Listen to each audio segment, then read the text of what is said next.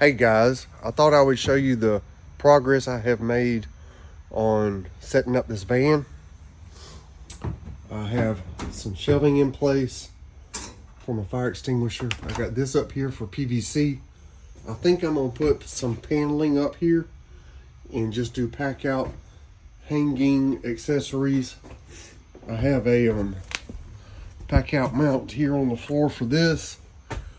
I'm probably gonna put another Freon rack back here or up there depending on how things work out.